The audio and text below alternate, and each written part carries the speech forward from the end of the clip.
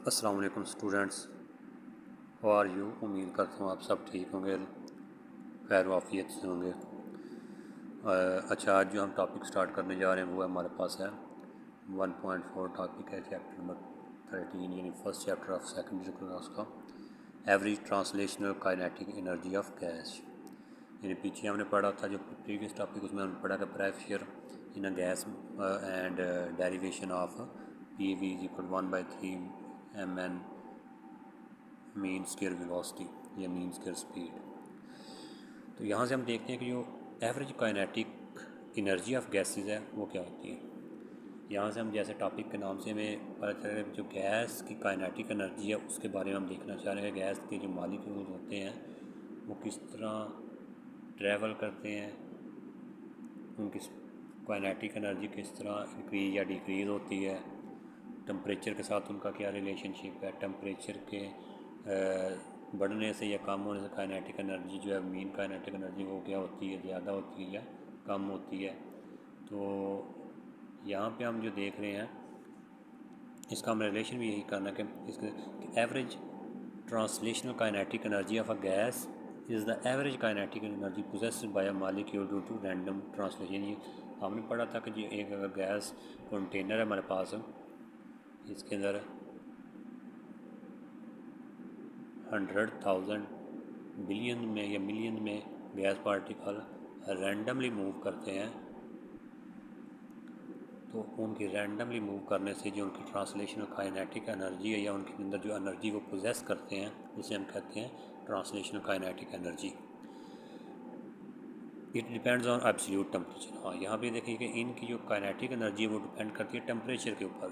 यानी यहाँ पे हम जो प्रूव करना चाह रहे हैं या जो हम हमारा मकसद है जो हम समझना चाह रहे हैं वो ये है कि kinetic energy of translational kinetic energy of gas is equal to या directly proportional to the temperature. यानी एवरेज काइनेटिक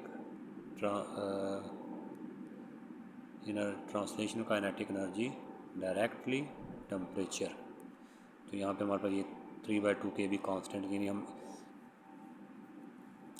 जहाँ से इसकी डेरिवेटिव स्टार्ट करना है according to kinetic molecule of gases में क्या होता है हमने पीछे पढ़ा है, जो पीछे प्रीवियस टॉपिक में जो हमने ड्राइव भी किया कि P V is equal to 1/3 nm average या मीन स्क्वायर वेलोसिटी। तो यहाँ पे पी प्रेशर ऑफ गैस हो गया हमारे पास, वी उस सिलेंडर के अंदर जो मॉलिक्यूल है उनका वॉल्यूम हो जाएगा, या एन हमारे पास नंबर ऑफ मॉलिक्यूल जो इस क्यूब के अंदर या सिलेंडर के अंदर एग्जिस्ट कर रहे हैं, एम हमारे पास ईच मॉलिक्यूल का मैस है, और ये जो हमारे पास है मीन वी स्क्वायर है, ये हमारे पास मीन स्क्वायर वी स्पीड है। तो ideal gas equation for and जो हम गैस लॉ अप्लाई करते हैं ideal gas kinetic theory of ideal gas के ऊपर या आइडियल गैस के ऊपर, तो वो हमने शुरू में पढ़ा था और पिछले में रिलेट भी किया था, P V is equal to N R T. तो यहाँ पे हम देखते हैं कि जो हमारे पास एन है ये होते हैं नंबर ऑफ मॉलिक्यूल्स, और sorry number of moles. N क्या है? Number of mole, which is equal to the total number of molecule over Avogadro number. यानी N is equal to Avogadro number, इसकी वैल्यू हमने पीछे डिस्कस भी किया 6.02 multiply 10⁻⁻³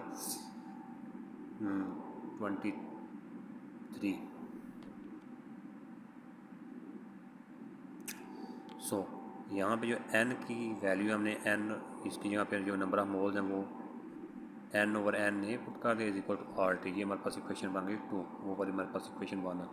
तो अगर हम देखते हैं इक्वेशन 1 और इक्वेशन 2 को अगर हम इक्वेट करते हैं दोनों इक्वेशन को, तो इक्वेट करने से हमारे पास N over N A R T is equal to 1/3 nm mean square speed.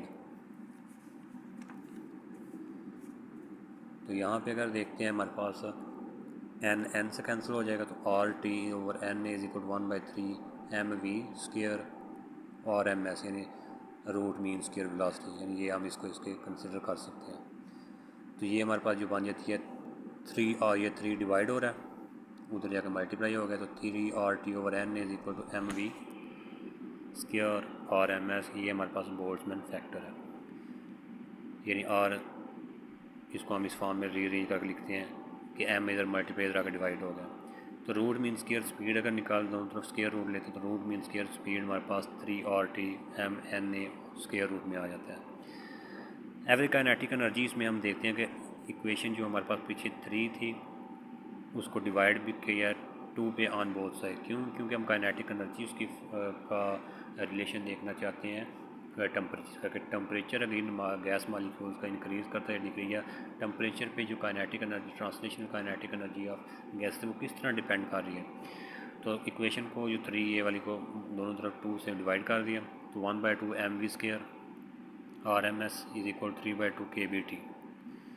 और ये kBT जो हमारे पास ये k भी है, ये हमारे पास यहाँ पे आप देख रहे हैं कि R/n है, यानी जो R हमारे पास जनरल गैस कांस्टेंट है वो इक्वल होता है, पीछे भी हमने पढ़ा था KB एवोगैड्रो नंबर। तो यहाँ से अगर हम KB की वैल्यू निकाल तो वो होता है R/n is equal to KB। तो ये जो हमारे पास ये R/n है, यहाँ पे हमने KB लगा दिया, तो ये जो हमारे पास बन जाती है 1/2 mv² root mean square speed, ये हमारे पास आ जाए काइनेटिक एनर्जी। तो mean kinetic average mean kinetic energy is equal to 3/2 kBT, and ये हमारे पास कांस्टेंट है, तो अगर रिलेशन है तो KB का average mean translation kinetic energy directly proportional to T। तो ये टेम्परेचर का, यानी जितना हम उस गैस सिलेंडर का गैस कंटेनर का टेम्परेचर इंक्रीज़ करेंगे, उनके अंदर जो मालिक्यूल्स हैं उनकी स्पीड उसी तरह इंक्रीज़ होगी। अगर टेम्परेचर डिक्रीज़ करें तो मालिक्यूल की स्पीड डिक्रीज़ होगी। तो इसलिए काइनेटिक एनर्जी ऑफ गैस की जो गैस है वो डिपेंड कर रही होती है टेम्परेचर के ऊपर। अब यहाँ पे हमारे पास ये जो आ रहा है इसे बोल्ट्जमैन कांस्टेंट भी कहते हैं, KB ये कहते हैं। तो इसकी अगर हम वैल्यूज़ देखते हैं तो हमारे पास Boltzmann constant KB is equal to 1.38 × 10⁻23 joule per kelvin. और रूम टेम्परेचर के ऊपर हम अगर इसको देखते हैं तो 300, अगर हमारे पास एक रूम है उसके अंदर टेम्परेचर 300 केल्विन है, तो बोल्ट्जमैन कांस्टेंट की अगर वैल्यू हम फाइंड करते हैं या एनर्जी फाइंड करते हैं उस रूम के अंदर, अगर 300 केल्विन टेम्परेचर है और बोल्ट्जमैन कांस्टेंट, दोनों को अगर मल्टीप्लाई करें KB T, यानी KBT की अगर वैल्यू निकालते हैं जो हमारे पास आ रहा है, तो KB 1.38 - 23 इंटू 300, तो दोनों को मल्टीप्लाई किया 4.14 - 21 जूल। तो ये एनर्जी की बहुत ही कम मिकदार है, बहुत ही कम मिकदार है। तो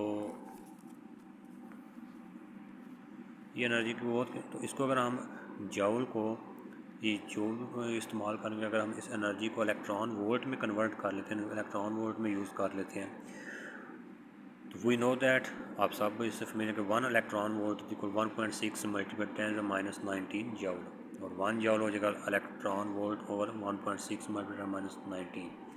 तो ये जो हमारे पास 1 जूल की वैल्यू आई है, इसको अगर हम इस इक्वेशन में जो बोल्ट्जमैन कांस्टेंट है यहाँ पे जो J है इसकी जगह पे अगर हम पुट कर लेते हैं तो हमारे पास KB इज इक्वल 1.38 × 10⁻23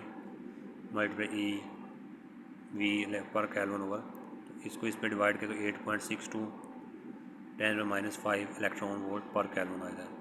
अब अगर हम KB जो बोल्ट्जमैन कांस्टेंट की वैल्यू है वो 300 केल्विन टेम्परेचर के ऊपर डिस्कस करते हैं स्टूडेंट, तो वो हमारे पास KB इज इक्वल टू आ जाती है, इन दोनों को मल्टीप्लाई 0.026 इलेक्ट्रॉन वोल्ट।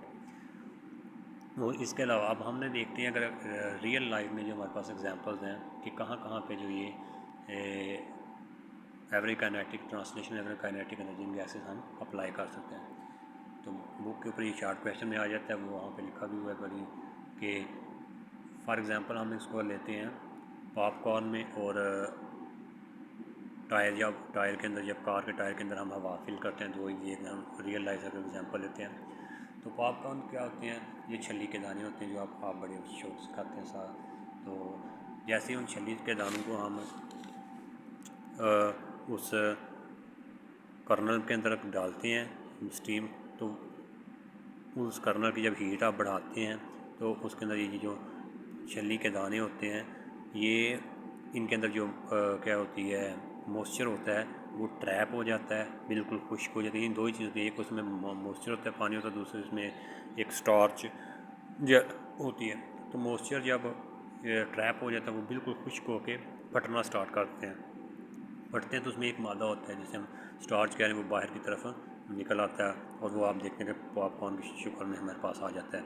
और जैसे ही वो ठंडे होते तो वो जो जेलेटिनियन स्टार्च होता है वो ठंडा होने के बाद जम जाता है और वो आप देखते हैं कि सॉलिड हो जाती है।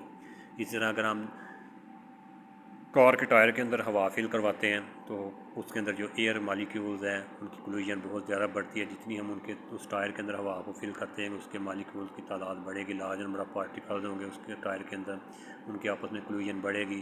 कोलिजन बढ़ने से उनके अंदर प्रेशर इंक्रीज़ होगा। जैसे ही प्रेशर इंक्रीज़ होगा तो जो भी कार का वो टायर जो है वो गाड़ी के जो कार का वेट है या और कार को स्टेबल करने में मदद दे रहा था और उसका जो वेट है उसको